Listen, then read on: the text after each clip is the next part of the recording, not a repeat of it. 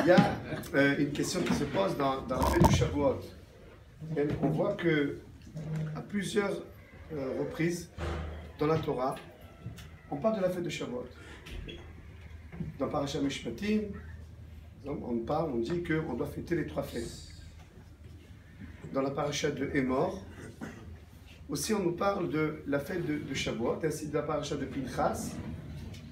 Et on l'appelle, par exemple, dans Pinchas, on l'appelle ou Bayom Bikurim, dans la fête des Bikurim, dans la fête des prémices, qu'on amène les premières offrandes du Shté Alechem, qu'on coupe la première moisson du blé, et on amène avec ce blé-là la première offrande pour amener les deux pains de Shavuot.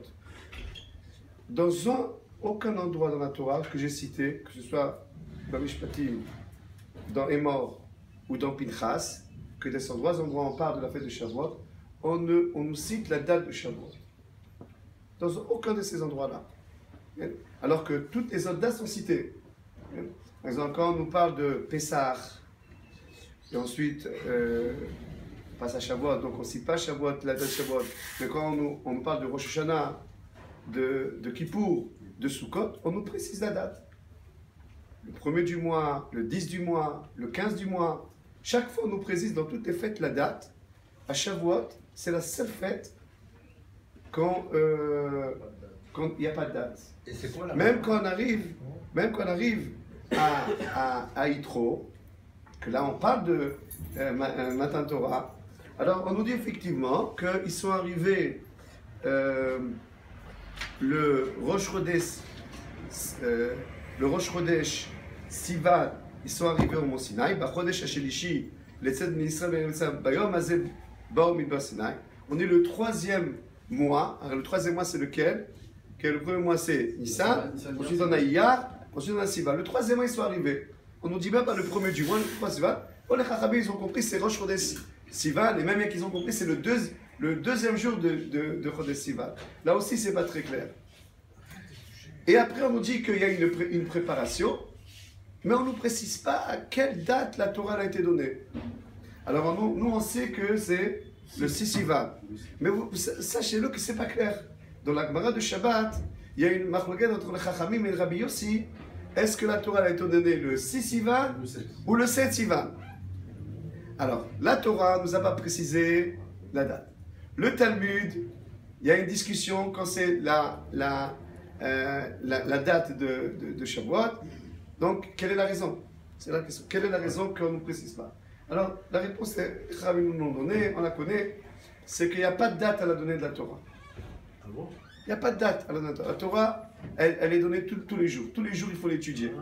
Il n'y a pas un événement, une date précise de la donner de la Torah. La Torah, on doit la recevoir tous les jours. Il y a un moment de Sukkot, il y a un moment de Pessah, il y a un moment de Rosh Hashanah, il y a un moment de Kippour, mais il n'y a pas de moment de Torah. Pas que la personne dise, ouais, c'est le 6 Sivan.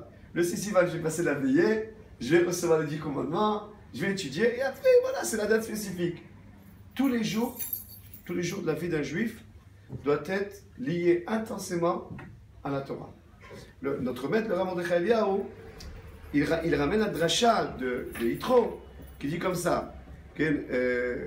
Dans Yitro, c'est marqué Bachodesh Hashelishi, l'Etzed Bnei Yisrael Me'eretz Mitzrayim Bayom Hazeh Baou Midbar Sinaï. Ce jour-là, ils sont arrivés au mont Sinaï. Rashi précise, ça aurait été marqué si on est proche de la grammaire, on est précis dans la grammaire, Bayom Haou.